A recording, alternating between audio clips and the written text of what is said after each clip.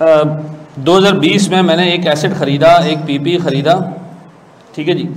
और ये PP sir मैंने ख़रीदा मिसाल के तौर पर 1 लाख रुपए का, ठीक है। किस साल 2020 1 जनवरी 2020 में डन। 1 लाख रुपए का मैंने ये एसेट ख़रीद लिया। इस एसेट को मैंने चलाना शुरू किया मतलब इस्तेमाल करना शुरू किया। तो सर मैंने क्या किया, इससे गुड्स प्रोड्यूस किए, ठीक है जी। यूनिट्स मैंने प्रोड्यूस किए 5000, ठीक है जी। अच्छा, एक यूनिट मैंने मार्केट में बेचा से 40 रुपए का। कितने की सेल की सर मैंने? 20 लाख की। Very good sir. 5000 को 40 से मल्टीप्लाई करो तो एक फ्यूचर का चार्टर्ड अकाउंटेंट बता रहे कि 20 लाख होंगे।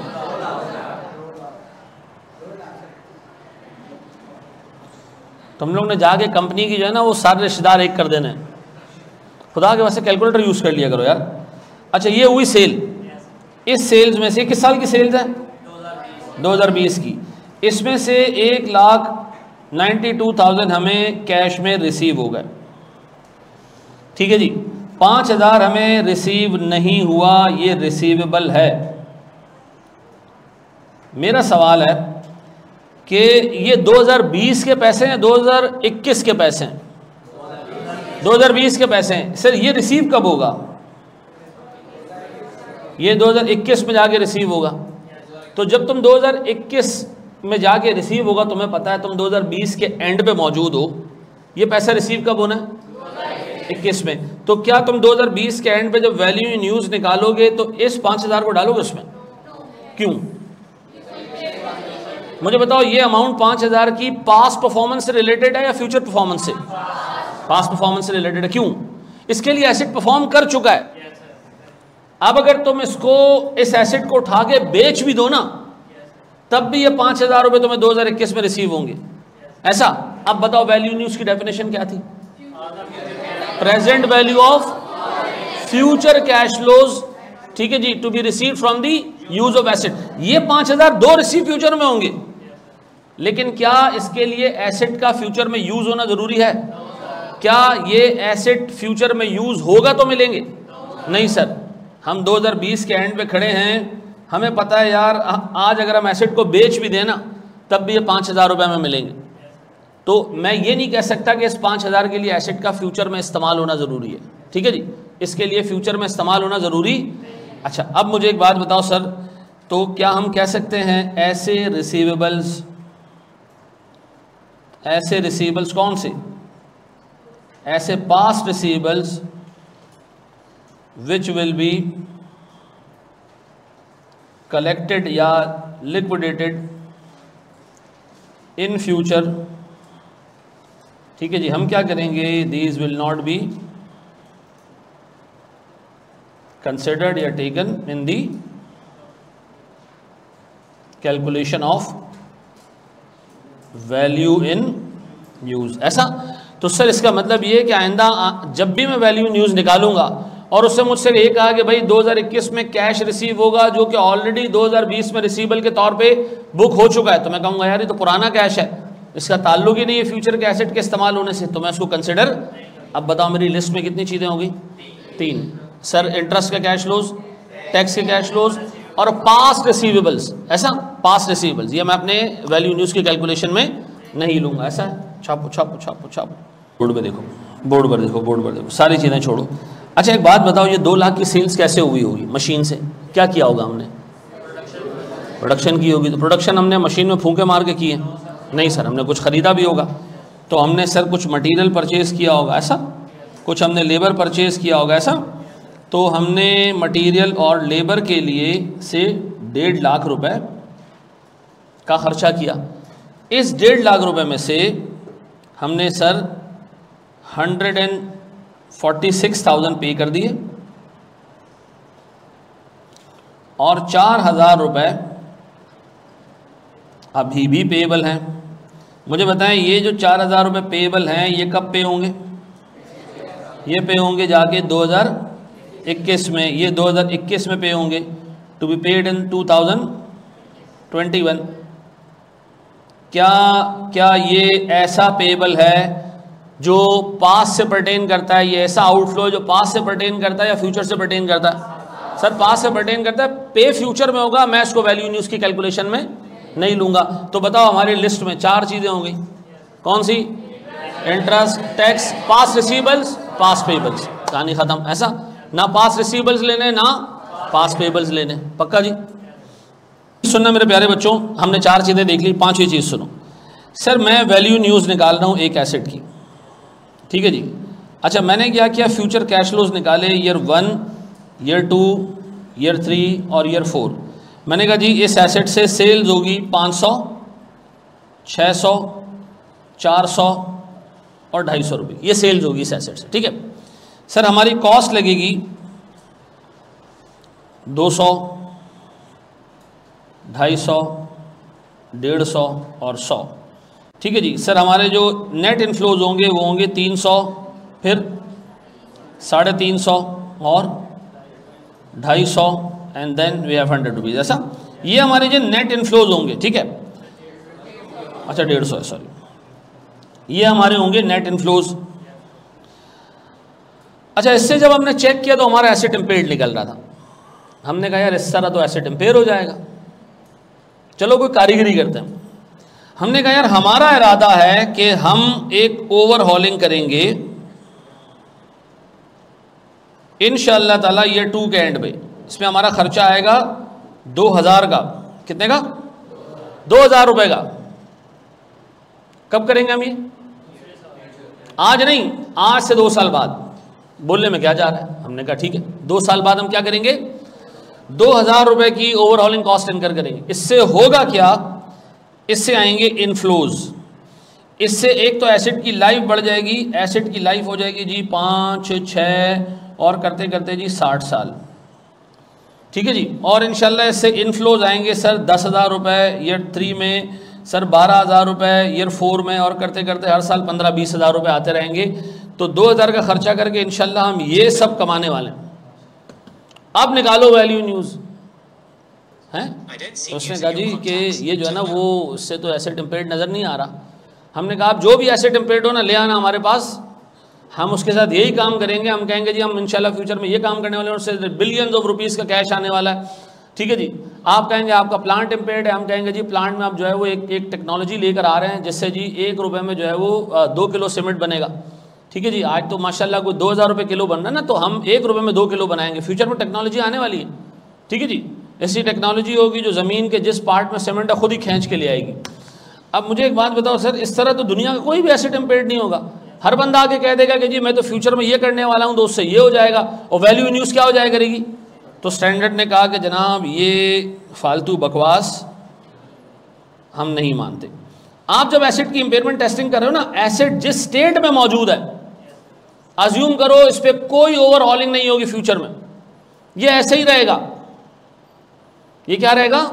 ऐसे ही रहेगा, इस पर कोई ओवरहॉलिंग नहीं होगी। ओवरहॉलिंग नहीं होगी तो सर इसकी परफॉर्मेंस भी इंक्रीज। अब बताओ हमने 2 चीज़ें इग्नोर करनी है। एक तो ओवरहॉलिंग की कॉस्ट इग्नोर करनी है। कौन सी ओवरहॉलिंग? फ्यूचर ओवरहॉलिंग को इग्नोर करना है, और इसके नतीजे में मिलने वाले इनफ्लोज को भी इग्नोर करना है। क्या 2 चीज़ें इग्नोर करनी है सर? फ्यूचर ओवरहॉलिंग और उसके नतीजे में जो इनफ्लोज और आउटफ्लोज जनरेट होंगे वो सब भी इग्नोर करने। ऐसा तो हमने सर एसेट की इंपेयरमेंट कैसे करनी है? जिस स्टेट में एसेट मौजूद है उसी स्टेट में उसकी इंपेयरमेंट होगी, assuming that it will not B overhauled in future. ऐसा कोई फ्यूचर में ओवरहॉलिंग हम इसकी नहीं करेंगे, और सर ओवरहॉलिंग के नतीजे में मिलने वाले इनफ्लोज को भी हम कंसिडर। अच्छा स्टैंडर्ड ने स्टांस क्यों लिया है सर? देखिए एक चीज़ के लिए आपको, अच्छा जब आप पहुंचे ना दूसरे साल और नहीं किया आपने ओवरहॉलिंग, तो स्टैंड ने कहा ओवरहॉलिंग तो आपने की नहीं, आपने कहा प्लान अगले साल का, अगले साल चले गए, फिर अब नहीं की। हमने कहा प्लान अगले साल का, उसने कहा एसेट ही खत्म हो जाएगा। हमने कहा वो नसीब है एसेट का, अब क्या कर सकते हैं, ठीक है जी। नहीं सर, जिस चीज़ के लिए एंटिटी लीगली कॉन्ट्रेक्चुअली कमिटेड नहीं है ना, हम उस चीज़ों को कंसिडर नहीं करते हैं। तो याद रखिएगा फ्यूचर ओवरहॉलिंग को भी इग्नोर करना है, और उसके नतीजे में मिलने वाले additional net inflows and outflows उसको भी हमने क्या करना है? इग्नोर करना है। अब लिस्ट में कितनी चीज़ें होंगी ना सुनो दोबारा, tax, interest, past receivables, past payables, future overhauling cost, और फ्यूचर ओवरऑलिंग कॉस्ट के नतीजे में मिलने वाले इनफ्लोज और आउटफ्लोज। तो 6 चीज़ें होंगी हमारे पास। ऐसा इस छठी चीज़ के आगे एक भी चीज़ नहीं आएगी। बस ये 6 चीज़ें आपको क्या करना है, अपनी दिमाग में रखना है, ऐसा। अच्छा, फिर मैं वैल्यू न्यूज़ की डेफिनेशन पूछूंगा। वैल्यू न्यूज़ की डेफिनेशन क्या है? वर्ड एक वर्ड। प्रेजेंट वैल्यू है, यस सर, ऑफ फ्यूचर, अच्छा, cash flows from use and disposal of asset. अब इसमें कुछ चीज़ें, फ्यूचर का मैं बता चुका हूं, ये क्या है, इसका क्या मतलब है? अगर आपको वो एक्सपेंसेस में कहे डेप्रिसिएशन, तो डेप्रिसिएशन कैश होता है? नहीं सर। तो अगर वो लिस्ट में एक डेप्रिसिएशन का नाम लिख दे कि जी हमने इस पर्टिकुलर एसेट से सेल्स की कॉस्ट उसमें ये आई और डेप्रिसिएशन लगा, तो सर हम डेप्रिसिएशन को फ्यूचर कैश फ्लोज में कंसिडर। अब बताएं हमारे पास लिस्ट में कितनी चीज़ें हो गई? 7। अब सुने ज़रा sir, tax, interest, past receivables, past payables, future overhauling cost, future overhauling के नतीजे में मिलने वाले इनफ्लोज, और इन केस अगर डेप्रिसिएशन आ जाए तो उसको भी हम क्या करेंगे? इग्नोर करेंगे। अच्छा, अब 1 मिनट उसके बाद लिखना है, एक छोटी सी चीज़ और समझ लो। देखो, एक एसेट है 6000 यूनिट बनाता है, मेरे बच्चों गौर से सुनना, 6000 यूनिट बनाता है। ये 6000 यूनिट बनाता रहे, इसकी प्रॉपर ऑयलिंग एंड ग्रीसिंग करना पड़ेगी। ये कितना बनाता है? 6000 यूनिट बनाता है, बनाता रहे, क्या करना पड़ेगा इसका? अच्छा, यहाँ लिखोगे नहीं, अभी पहले बोर्ड पे देखोगे, लिखने का टाइम दूंगा मैं, ठीक है? ये 6000 यूनिट बनाता रहे, इसकी हमें क्या करनी पड़ेगी? ऑयलिंग एंड ग्रीसिंग करना पड़ेगी। ये जो ऑयलिंग एंड ग्रीसिंग कॉस्ट है, ये क्या कहलाती है? ये कहलाती है जनाब मेंटेनेंस, ऐसा। अच्छा, व्हाट इफ के सर ये खराब हो जाए और ये सर से 2000 यूनिट्स प्रोड्यूस करना शुरू कर दे, तो इसको दोबारा 6000 पे लाने के लिए जो खर्चा होगा वो क्या होगा? वेरी गुड सर, वो होगा रिपेयर्स, ऐसा। अच्छा जी, इसको 6000 से 8000 पे ले जाए, सर ये कहलाएगा ओवरहॉलिंग, ऐसा। अब बताएं आपने कौन से फ्यूचर एक्सपेंसेस को इग्नोर करना है? रिपेयर्स लेना है, यस सर। मेंटेनेंस लेना है, यस सर।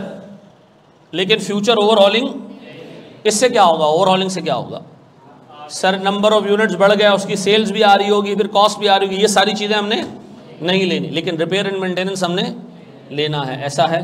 अब ये कॉपी करें, मैं आपको एग्जाम का क्वेश्चन करा रहा हूँ, ठीक है? वो छोटी सी चीज़ गौर से देखिएगा सर, समझने की कोशिश कीजिएगा। मेरे पास ना 1 2 3 और ये 4 एसेट्स हैं, ठीक है?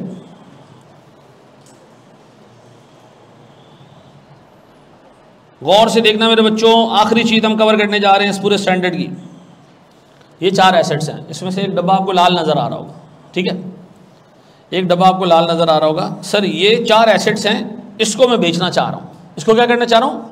बेचना चाह रहा हूँ। सर ये हमारे 3 एम्प्लॉयज़ हैं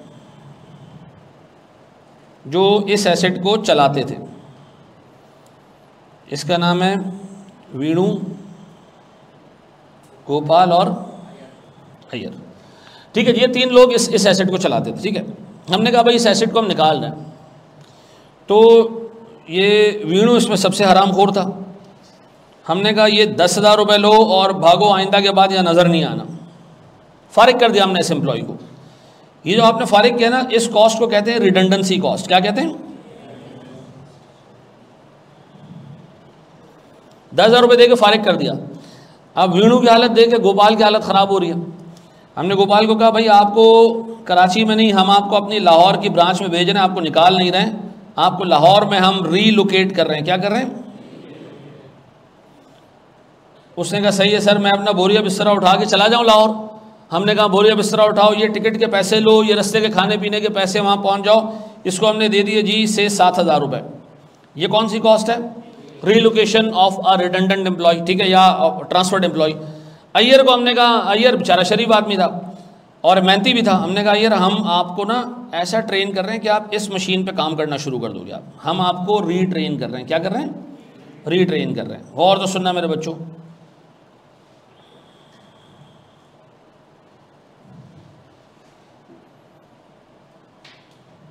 रीट्रेनिंग पे हमारा खर्चा आएगा से 4,000 रुपये का। अब बताएं 3 एम्प्लॉयज़ में हमने क्या किया, एक को उठा के फारिग कर दिया, उसको रिडंडेंसी के पैसे दिए कि भाई आपको निकाल रहे हैं, 1 महीने की तनख्वाह लो, नौकरी ढूंढ लेना 1 महीने में घर पे बैठ के। गोपाल को हमने क्या किया, रिलोकेट करके लाहौर भेज दिया, लाहौर में हमने हमारे ऑफिस से वहाँ काम करेगा। अय्यर को हमने क्या किया, थोड़ा सा रीट्रेन कर दिया और एक नई मशीन में डाल दिया। ठीक है, अब गौर से सुनना, अब हमने ये मशीन उठाई और हम उठा के ले गए इसको मार्केट। ठीक है, तो हमारे पास ट्रांसपोर्टेशन का खर्चा आया,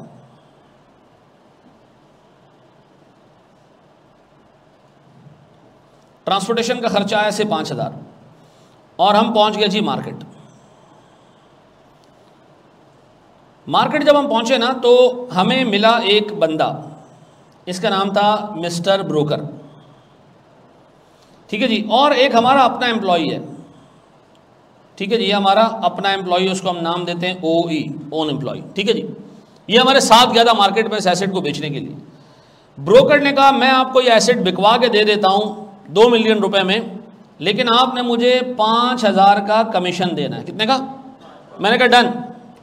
तो हमारा एम्प्लॉय खड़ा था, उसने कहा अच्छा, इतनी देर से मैं भी तो आपके साथ ये ढूंढ रहा हूँ ना घाक वाक, तो मेरा कुछ नहीं बनता। हमने कहा तो कोई तनख्वाह तो दे रहे हैं?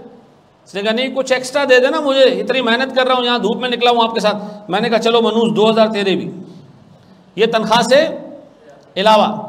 ठीक है जी, डन हो गया जी। एक कस्टमर मिला, डील तय हो गई जी कि हम इस एसेट को बेचेंगे। कस्टमर ने कहा जी एक काम करें, ज़रा सेल डीड बना दें। क्या बना दें? Sale deed. हमने कहा सेल डीड कहाँ से बनेगी?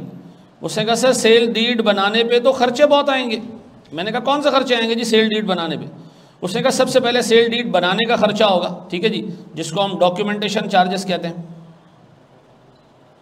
तो बना लें सर सेल डीड को, इस पे आपके 2,000 रुपये लग जाएंगे। अच्छा, हमने सेल डीड बना दी, बनवाई गया, हमने एक स्टैंडर्ड सेल डीड पकड़ी, उसमें नंबर भर दिया। फिर हमने सोचा यार किसी लॉयर को दिखाते हैं, ये ना गलती हो जाए इसमें। तो हमने इसके चार्जेस पे किए, लीगल वेटिंग चार्जेस। ये क्या होता है जी? VETT, लीगल वेटिंग चार्जेस हमने पे किए 1,000 रुपये। ये क्या होती है वेटिंग? क्या होती है? वो दिखा देते हैं आप लॉयर को, वो देख लेते हैं कि सही है या नहीं। लॉयर ने कहा बिल्कुल सही है, लेकिन ये डॉक्यूमेंट आपको जाके मोहल्ले के थाने में जो है ना रजिस्टर कराना पड़ेगा, एक कॉम्पिटेंट अथॉरिटी के पास रजिस्टर कराना पड़ेगा, ताकि उसको पता चल जाए कि एसेट अब आपका नहीं है, किसी और पार्टी का है। तो हम ले गए सर इसकी, इस डॉक्यूमेंट की रजिस्ट्रेशन कराने। सर इस पर हमने रजिस्ट्रेशन पे किए 500 रुपये। पीछे से लॉयर का फ़ोन आया, उसने कहा लीगल चार्जेस तो दे दें। मैंने कहा कौन से लीगल चार्जेस? अभी तो आपको हमने डॉक्यूमेंट पढ़ाया, उसके पैसे दे दिए। उसने कहा ये जो रजिस्ट्रेशन का मशवरा दिया तुम्हारे फूफा ने दिया, इसके तो पैसे दो। 200 रुपये हमने इसके भी दे दिए। अब गौर सुने, खर्चे होते जा रहे हैं, ठीक ठाक खर्चे हो चुके हैं। इतने में सर जब हम एसेट की डील करके कंपनी पहुंचे तो पता चला जी अब ये एसेट कंपनी के अंदर नहीं रहा, जगह हो गई खाली। तो प्रोडक्शन मैनेजर ने कहा ये 3 एसेट ना अजीब लग रहे हैं, एक कोने में, 2 एक कोने में, इसको ज़रा रीअरेंज कर देते हैं। मैंने कहा यार और भी तुम लोगों ने कुछ करना है तो बता दो। ठीक है जी, तो ये क्या हो गया जनाब? रीअरेंजमेंट कॉस्ट भी हमने इनकर की। सर इस पर हमारे तकरीबन 2,500 रुपये खर्च हो गए। अब मैं सर पकड़ के बैठा हूँ, इतने में कॉल आया मेरे पास, एसेट बेच दिया। मैंने कहा जी आप कौन? उसने कहा आपका कस्टमर। एसेट बेच दिया तो बाबू हमें कैसे पूरा करोगे? अब हमारे ऑर्डर कैसे पूरे करोगे? मैंने कहा बाकी 3 एसेट तो हैं। उसने कहा नहीं यार हमें तो डाउट है कहीं आप जो है वो ये ना कर दो दरमियान में आप साल के कह दो कि जी माल प्रोड्यूस नहीं हो सकता क्योंकि हमने एक एसेट बेच दिया है।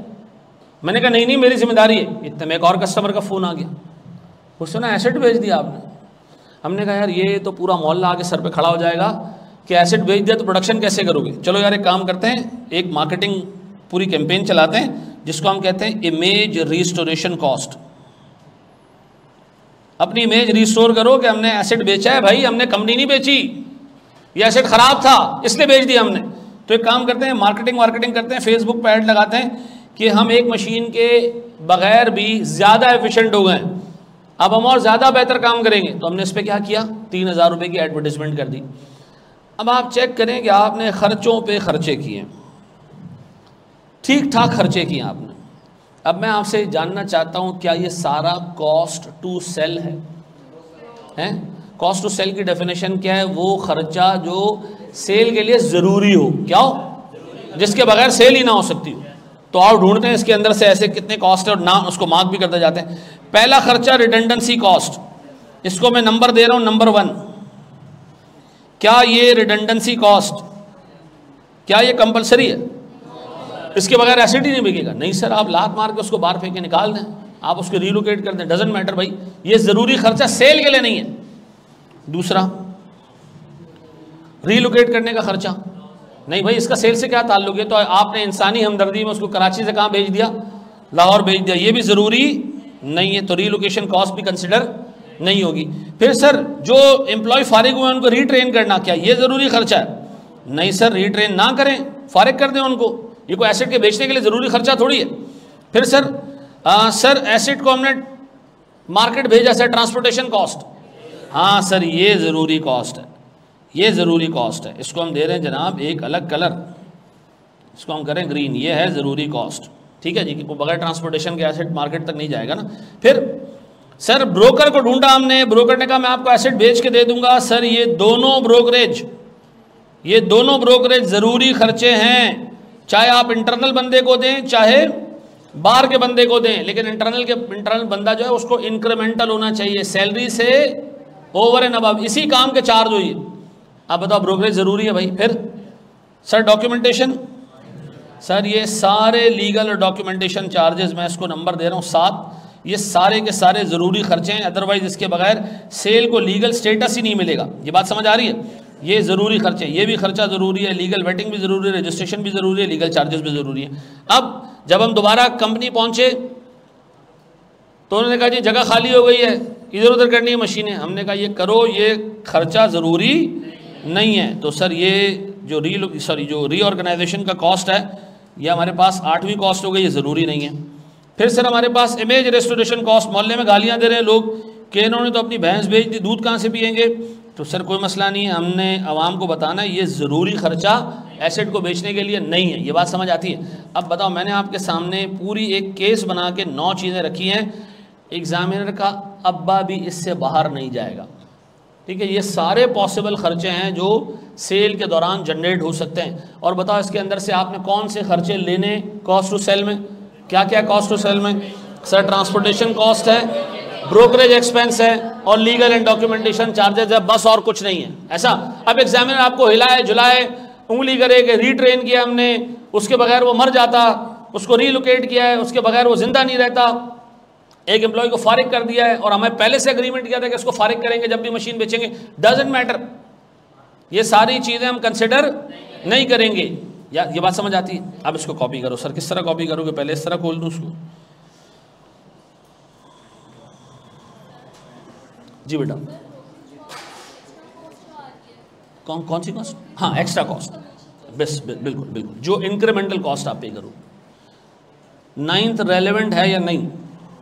नहीं, बिल्कुल भी नहीं। जी मैडम। अच्छा आप देखो एक चीज़, इस बच्चे ने बहुत इंपॉर्टेंट पूछी, व्हाट इफ के मशीन को बेचने के लिए मार्केटिंग करना हो?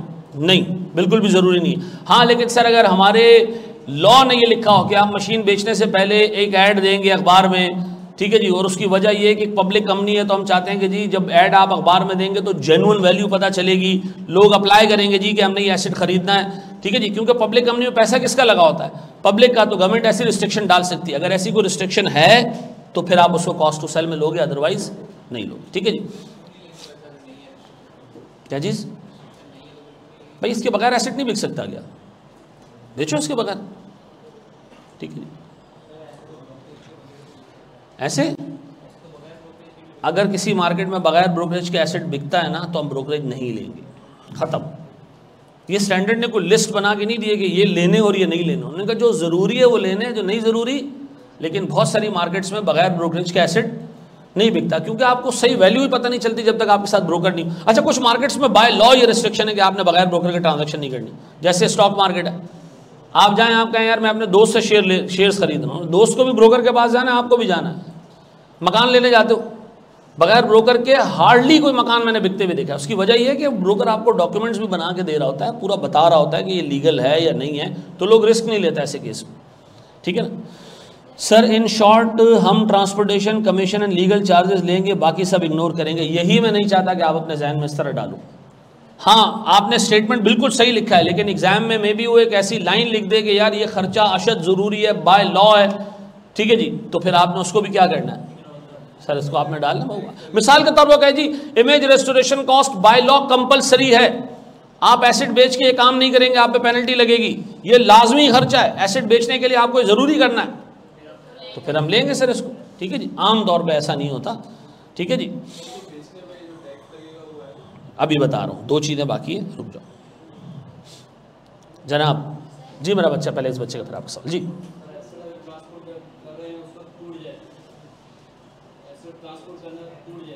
अच्छा मुझे एक बात बताओ, ये कॉस्ट टू सेल कंसिडर क्यों कर रहे हो? क्या ये कॉस्ट टू सेल मालूम करने का फायदा क्या है? इम्पेयरमेंट टेस्टिंग के लिए मालूम कर रहे हो?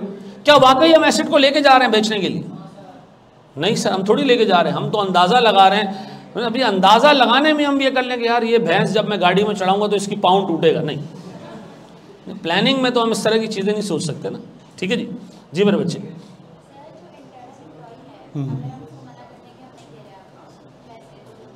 देखो अगर आपने उसको पैसे दिए ना इस काम के, तो ये कंसिडर किया जाएगा कि ये इस काम के लिए ज़रूरी थी, चाहे आप उसको डिस्क्रिशनरी पेमेंट करो। डिस्क्रिशनरी समझते हो ना, खुशी से चलो भाई आपको हमने दे दिया, ये तब भी कंसिडर होगा, ठीक है जी। क्योंकि एम्प्लॉयर एम्प्लॉय का रिलेशनशिप ऐसा है कि आगे हम एक स्टैंडर्ड पढ़ेंगे जहाँ हम कहते हैं जी बाहर किसी को मकान किराए पे दिया, ये इन्वेस्टमेंट प्रॉपर्टी, एम्प्लॉय को दिया नहीं है, क्यों? क्योंकि तो एम्प्लॉय को दिया, एम्प्लॉय और एम्प्लॉयर एक मतलब ग्लव इन हैंड होता है ना, हैंड इन ग्लव क्या है वो, इसी तरह का रिलेशनशिप। तो एम्प्लॉय को अगर आपने 1 रुपये का भी एक्स्ट्रा कमीशन दिया ना, तो एक नॉन रिबटेबल अजम्पशन है कि इसको हम क्या ट्रीट करेंगे, कॉस्ट टू सेल, ठीक है। लेकिन बहुत ज़्यादा टेक्निकल अल्फाज जहाँ मैं इस्तेमाल करूँ रोक लेना मुझे, ठीक है जी। क्या चीज़?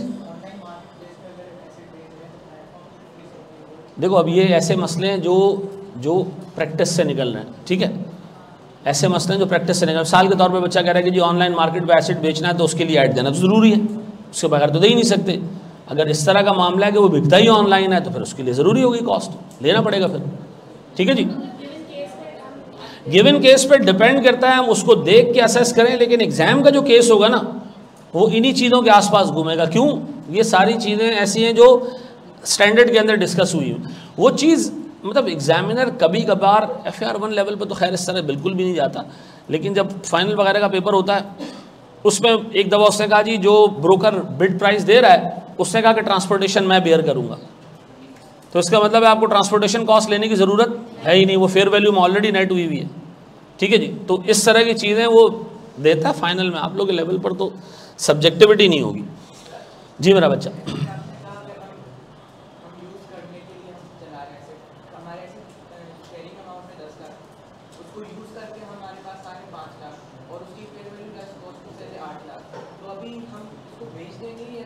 नहीं चलाते रहेंगे, ये हमारी मर्जी है, इससे हमारी इम्पेयरमेंट की कैलकुलेशन पर फ़र्क नहीं पड़ना चाहिए।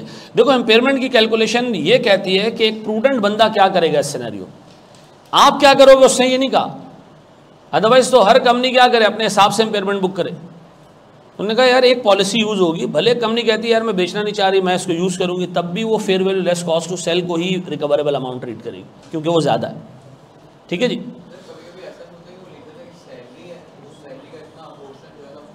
नहीं लेना वो, अगर वो कह दे कि जी सैलरी का इतना पोर्शन है तो इसका मतलब है फिर ये इंक्रीमेंटल कॉस्ट नहीं है, सैलरी तो उसको अनकंडीशनली मिल रही है ना।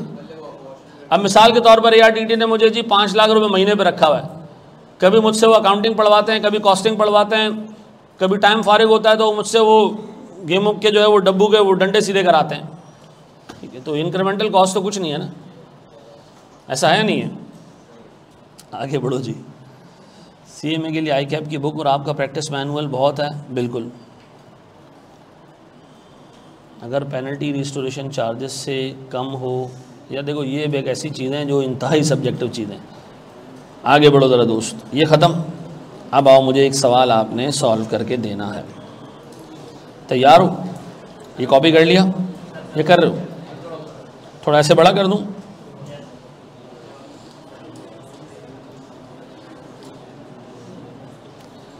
अच्छा यार देखो मेरी मुझसे एक चीज़ में लोग थोड़ा सा चढ़ते भी हैं कि मैं आपको ना थोड़ा सा पढ़ाऊँगा इस तरह डिटेल में, पास पेपर की हद तक नहीं पढ़ाऊँगा, ठीक है ना। अगर किसी बच्चे को इस चीज़ से इशू है कि यार हम ज़्यादा पढ़ लेते हैं चीज़ें, होता है लोगों को इशू कि यार ये इतना ज़्यादा पढ़ा दिया सर ने, लेकिन इतना मैं आपको बता रहा हूँ मेरे स्टूडेंट से पेपर का मसला नहीं होता। वो क्लास में रोता रहेगा यार इतनी टेक्निकल चीज़ें पता नहीं क्या कुछ सर ने पढ़ा दिया, लेकिन जो एग्ज़ाम में चीज़ आएगी ना वो ऐसी नहीं होगी कि तुमने नहीं पढ़ी होगी।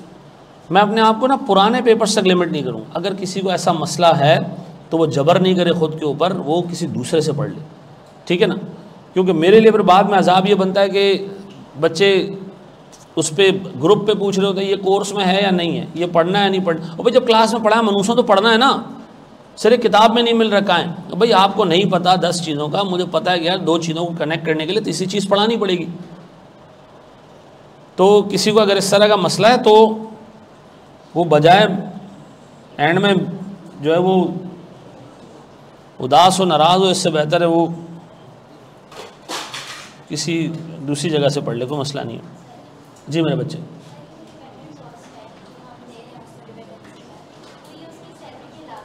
बिल्कुल देखो सैलरी बेटा जो उसको अनकंडीशनली मिल रही है ना उसको तो आपने कंसिडर ही नहीं करना। इसलिए मैंने को कॉस्ट टू सेल के लिए जो पहला वर्ड स्टैंडर्ड ने इस्तेमाल किया ना उसने कहा इंक्रीमेंटल नेसेसरी कॉस्ट। तो इंक्रीमेंटल का मतलब है आपकी जेब से निकलने चाहिए एडिशनल, ठीक है। बड़े आगे दोस्त, चलो जी अब आओ जी, एक सवाल आपको दे रहा हूँ और ये सवाल अगर आपसे सॉल्व हो रहा है तो आप जो है वो बिल्कुल फिर ट्रैक पे हैं। एक छोटी सी चीज़ और हमने डिस्कस करनी है। यहाँ देखो बेटा सारी चीज़ें छोड़ दो और बोर्ड पे देखो। सर हमारे पास ना 2 किस्म के टैक्सेस हैं, ठीक है जी, नहीं आ रही। अच्छा ये टैक्सेस हैं 2 किस्म के सर। एक टैक्स है जनाब जो इनकम पे लगता है और एक टैक्स लगता है सर वैल्यू और एक्टिविटी के ऊपर। दोनों में फ़र्क देख लेना। देखो मुझे एक बात बताओ, मेरे पास एक एसेट है जिसकी कैरिंग अमाउंट है 60 रुपये। सर मैंने इसको बेच दिया से 100 रुपये में। FBR आ गया मेरे पास, उसने कहा जी आपने एसेट बेचा, आपको गेन हुआ है कितने का। तो आप एक काम करें, आप ज़रा 32% के हिसाब से टैक्स दे दें। कितना? 12 रुपये 80 पैसे का ज़रा टैक्स दे दें भाई, शाबाश। मेरा सवाल है कि ये एसेट को बेचने पे टैक्स लगा है या ये गेन पे टैक्स लगा है? ऐसा तो नहीं कि हर बेचने वाली ट्रांजैक्शन पे FBR टैक्स काटेगा, नहीं। अगर गेन होगा तो टैक्स कटेगा। This is income tax. ये एक्टिविटी पे नहीं लगा, डिस्पोजल की एक्टिविटी पे टैक्स नहीं है। ये किस पे टैक्स है? गेन पे टैक्स। व्हाट इफ के लॉस होता है इधर तो नहीं लगता। इसका मतलब है एक्टिविटी तो बेचना है, ये बेचने पे टैक्स नहीं है। ये किस पे टैक्स है? ये गेन पे टैक्स है। ऐसा। अब इसको कंपेयर करो जरा एक्टिविटी या वैल्यू पे टैक्स। मेरे पास एसेट की कैरिंग अमाउंट है कितनी? 60। सर इसकी वैल्यू कितनी है? फेयर वैल्यू कितनी है? 100 रुपये। तभी तो 100 रुपये बेच रहे हो ना यार। अच्छा जब मैंने ये एसेट बेचा ना 100 रुपये पे, तो गवर्नमेंट पाकिस्तान ने आगे कहा भाई जो भी बंदा एसेट बेचता है ना उसकी जो वैल्यू होती है ना उस पर हम 1% टैक्स चार्ज करते हैं। तो आप ये एसेट कभी भी बेचते, ये इस एसेट की एक्टिविटी पे 1% टैक्स है और ये टैक्स कहलाता है कैपिटल वैल्यू टैक्स। क्या कहलाता है? Capital value tax. Capital asset को बेचने पे टैक्स देना है आपने, तो आपने 1% ऑफ द वैल्यू टैक्स देना है। अब बताओ सर ये एसेट के बेचने पे टैक्स है या गेन पे टैक्स है? बेचने पे टैक्स है। तो याद रखना ये CBT या ट्रांसफर टैक्सेस, क्या नाम लिया मैंने? कैपिटल वैल्यू टैक्स या ट्रांसफर टैक्स। ट्रांसफर टैक्स क्या है? अब आप देखें ना, आपने कोई प्रॉपर्टी बेचनी है, पहले आपको FBR के पास जाना पड़ेगा। अभी ये रूल पास हो गया है कि आपको कोई प्रॉपर्टी बेचनी है, आपको FBR के पास जाना पड़ेगा। वो एक क्लियरेंस लेटर आपको देगा कि जी ये प्रॉपर्टी आप बेच सकते हो, क्योंकि पहले आपको प्रूफ करना पड़ेगा कि प्रॉपर्टी मेरी है। ठीक है जी। अब आप लेके जा रहे हो, कागजात के देंगे मेरे दादा के नाम पे, अब्बा के नाम पे। उसने कहा वो तो ठीक है प्यारे भाई, ये तेरे पास आई कहाँ से, ये तुझे प्रूफ करना पड़ेगा। और उसके बाद हम आपको एक NOC देंगे इसके डिस्पोज करने पे। अब बताओ सर FBR ये NOC वगैरह इशू करने पे 1% टैक्स चार्ज करता है प्रॉपर्टी की वैल्यू का। क्या ये ट्रांसफर टैक्स है या ये इनकम टैक्स है?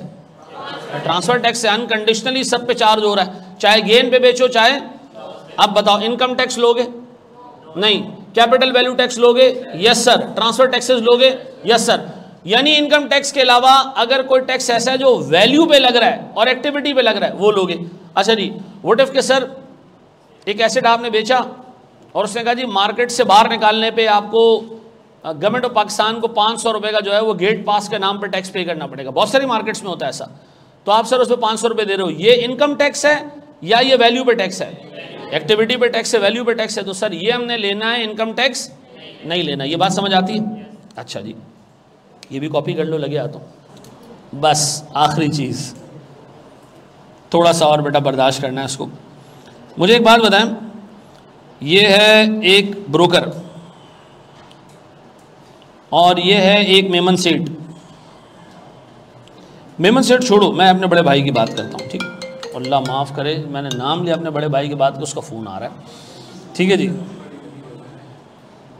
आसिफ है मेरे बड़े भाई का नाम, और यकीन करो एक इंतहाई शूम किस्म का बिजनेसमैन होता है ना। अब इसका एक एम्प्लॉय इसके सामने खड़ा है कि यार वो सेठ पैसे दे दें। मैंने कल आओ, कल आओ। तो मैं कह रहा हूँ पैसे पड़े दे दे उस बेचारे को, कल आओ। तो चला गया। मैंने कहा ये क्या बगैरती है, जब बन रहे दे दो उसके। बोले तुझे नहीं आता बिजनेस करना, ये कल दूंगा इसको मैं। मैंने कहा क्यों, क्या रीज़न है? बोला वो तुझे नहीं पता। अच्छा, हफ्ते बाद आया तो भी वो बंदा खड़ा है, बोला यार सेठ पैसे दे दो। मैंने कल आओ, कल आओ, ठीक है ना। तो कुछ लोगों में आदत होती है कि एक काम किसी को पैसे वक्त पे देना। पाकिस्तानी कौम में ये आदत है और लोग इसको समझते हैं कि ये बिज़नेस करने का गुर है, कि ऐसा करना चाहिए, जबकि इसके स्ट्रेट अगेंस्ट जो है वो अल्लाह के नबी की हदीस है, ठीक है, सल्लल्लाहु अलैहि वसल्लम। अल्लाह के नबी की इसके अगेंस्ट सीधी हदीस है कि मज़दूर का पसीना सूखने से पहले उसको उसके पैसे दे देने चाहिए, ठीक है जी। तो ये तो बिल्कुल सिस्टम के अगेंस्ट है। तो अज्यूम करें एक ब्रोकर है, ठीक है जी, इसने आपको कहा मैं आपको एसेट बेच के दे देता हूँ, 50,000 रुपये आपको दूंगा। आपने कहा वो तो सही है, 50,000 दे देंगे हम आपको। इसमें से हम आपको देंगे 10,000 रुपये अभी और 40,000 रुपये 1 साल बाद। कितने साल बाद? 1 साल बाद। ये आसिफ सेठ ने कहा ब्रोकर को 10,000 रुपये अभी ले लो ब्रोकरेज के, 40 कब लेना? 1 साल के बाद। स्टैंडर्ड कहता है जनाब अगर 12 महीने से ज़्यादा या 12 महीने या उससे ज़्यादा का पीरियड आ जाए ना, तो फिर आपको इसकी प्रेजेंट वैल्यू निकालनी पड़ेगी, फिर बगैर प्रेजेंट वैल्यू के काम नहीं होगा। आसिफ कुछ अर्जेंट है तो बताओ, मैं तो क्लास ले रहा हूँ। वालेकुम सलाम। मैं कह रहा हूँ क्लास में अर्जेंट है तो कुछ बोल दो, अदरवाइज़ मैं फिर बाद में फ़ोन कर लूँ। हाँ जी, अब बताएं जी, 40,000 रुपये आपने देने बाद में, ठीक है, और कितने बाद में देने? 1 साल या उससे ज़्यादा बाद। स्टैंडर्ड कहता है काम करो इसकी प्रेजेंट वैल्यू निकालो। क्यों नहीं? 1 साल बाद की प्रेजेंट वैल्यू निकालने की क्या लॉजिक है? आप एक दुकान पे जाते हो, आप कहते हो जी एक मशीन मैंने खरीदनी है, वो कहते हैं जी लाख रुपए वैल्यू है इसकी। आप कहते हो पैसे 1 साल बाद दूंगा, तो वो कहता है ठीक, फिर आपके लिए 1,10,000 है। तो उसने बीच में क्या बिल्ड कर दिया? इसमें इंटरेस्ट बिल्ड कर दिया उसने। उसका मतलब है जो पेमेंट देर से मिलती है उसमें हमारी एक अजम्पशन होती है कि इसमें क्या शामिल है? इंटरेस्ट शामिल है, हमारी जनरल अजम्पशन होती है।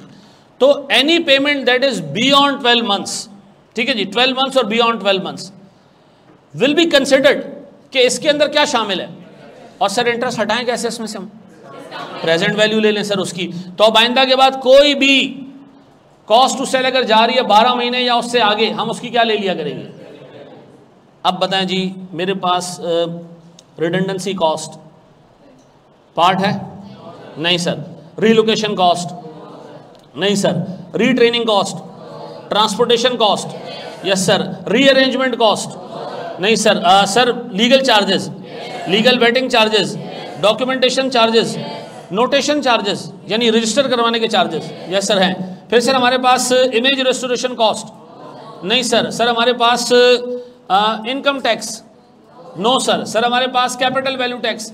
Yes sir. सर हमारे पास transfer taxes? Yes sir. Any payment that is beyond 12 months और बियॉन्ड 12 मंथ्स उसकी क्या करनी है? पक्का। अब आओ और अपने सामने ये कॉपी करना है, कर लो इसको कॉपी। नहीं आ रहा नज़र? अच्छा, मैं ये नीचे की रिक्वायरमेंट काट रहा हूँ, ये कह रहा है एम्पेयरमेंट कैलकुलेट करो, और आपने एम्पेयरमेंट ही निकालना ना, इसमें से और क्या निकालोगे? बतख तो निकालोगी नहीं। तो मैं इसको ऐसे बड़ा कर देता हूँ, सही? अब नज़र आ रहा है? शाबाश। सर मेरे पास कैरिंग अमाउंट कितना है? 190। रिकवरेबल अमाउंट मुझे मालूम करना है। मेरे पास फेयर वैल्यू कितने की है भाई? 160। मैंने यहाँ से कॉस्ट टू सेल माइनस करना है और मेरे पास आ जाएगा fair value less cost to sell. Value in use कितना है?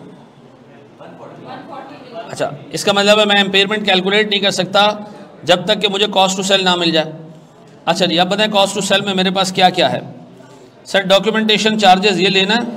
Yes sir. तो सर मैं यहाँ ले रहा हूँ जनाब डॉक्यूमेंटेशन चार्जेस कितने के? अच्छा, फिर सर लीगल चार्जेस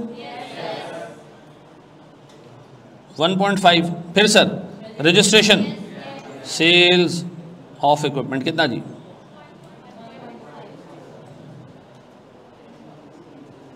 1.25। देन फिर मेरे पास मार्केटिंग फॉर इमेज रिस्टोरेशन नहीं sir. Sir reorganisation of production setup after disposal no sir. Brokerage expense ये लेना है सर आपने, ब्रोकरेज आपने लेनी है, लेकिन ब्रोकरेज में एक प्रॉब्लम है। ब्रोकरेज 2.1 तो लेनी है, लेकिन जो 3.3 है, ठीक है जी, इसकी आपने प्रेजेंट वैल्यू निकालनी है, वो गालिबन 3 निकलेगी। ऐसा सर रेट कहाँ दिया हुआ है डिस्काउंटिंग का? सर ये रहा।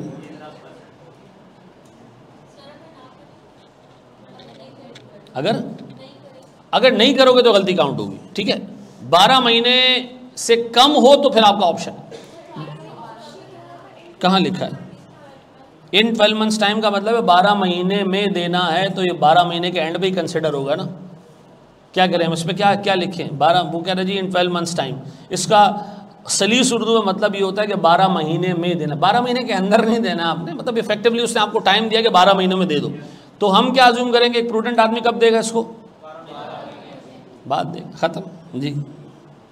फिर जी income tax on gain on disposal नहीं sir. Retraining of employees no sir. फिर रिडंडेंसी कॉस्ट, एक अटैम्प में मैं पढ़ा रहा था, इसी तरह एक बच्चा बैठा था, कह रहे इतनी सारी कॉस्ट ऐसी काटने के लिए थोड़ी दी है। कुछ ना कुछ तो एग्जामिनर ने सोचा होगा ना, ये इतनी सारी चीज़ें आप काट दे, ख़त्म, ये नहीं लेना। अब नहीं लेना तो नहीं लेना भाई, ठीक है जी। क्या है सर टोटल कितना? 10 पॉइंट। कुछ लोगों को अफसोस होता है, इतना सारा वो दिया है, क्यों नहीं ले रहे हमें। हमारे घर में एक आंटी थी, वो काम करती थी, तो खांस बहुत रही थी एक दफ़ा। तो वाइफ ने मेरी कहा इनको ज़रा को पैसे से दे दो, मेडिकल टेस्ट जाके करा ले, ये ना हो कोई टीबी भी हो गया उनको। तो हमने उनको पैसे दिए टेस्ट वगैरह करवाने के, तो टेस्ट वगैरह करवा के आ गई और रिपोर्टें ला के ऐसे फेंकी हमारे सामने, ये लो, कुछ निकला ही नहीं। हमने कहा तो कुछ निकलना चाहिए था। बोला नहीं आपके पैसे इतने लग गए। तो मैंने कहा भाई ये पैसे इतने लग गए तो उसका मतलब कोई बीमारी निकलनी चाहिए थी। तो एग्ज़ाम में अगर इतना सारा डाटा दे दे, एक बंदा अगर इतना सारा डाटा दे दिया, कुछ किया ही नहीं हमने उसका, और नहीं किया भाई क्योंकि उसने डाटा दिया ही छोड़ने के लिए था। अच्छा सर क्या इसको छोड़ने के, इग्नोर करने के मार्क्स हैं? हाँ, इन चीज़ों को इग्नोर करने के नंबर है। अदरवाइज अगर इग्नोर करने के नंबर नहीं होते, चीज़ें डालने के नंबर होते, तो आप सारी चीज़ें भी डाल दो। तो आपने तो वो चीज़ें डाल दी ना जिसके नंबर थे, ऐसा है या नहीं? तो आप अगर सवाल उठा के देखो ना, वो कहता है जी इस कॉस्ट को इग्नोर करने का 1 नंबर है, इस चीज़ को इग्नोर करने का 0.5 मार्क्स है, ठीक है जी। तो एक बड़ा इंटरेस्टिंग सवाल किसी ने आईके आपसे पूछा कि व्हाट इफ कि हम पेपर ही छोड़ दें तो फिर तो कुछ मार्क्स मिलेंगे। हमने इफेक्टिवली ये वाली कॉस्ट तो इग्नोर की है। उन्होंने कहा आप क्वेश्चन नंबर डाल दें तो हम आपको नंबर दे देंगे इसके। कितना आ रहा है सर ये? अच्छा जी, अब बताएं सर मेरे पास इन दोनों को अगर मैं कंपेयर करूं तो इसमें से हायर अमाउंट कौन सी है? तो सर इस पर हमारी इम्पेयरमेंट निकल रही है 40 पॉइंट। वेरी गुड मेरे बच्चों, आज की क्लास हम यहीं तक रखते हैं। आपने घर जाके आज की सारी चीज़ों को एक दफ़ा फिर देखना है, ठीक है जी, और ये चार्ट आपके सामने मौजूद रहना चाहिए, ठीक है जी।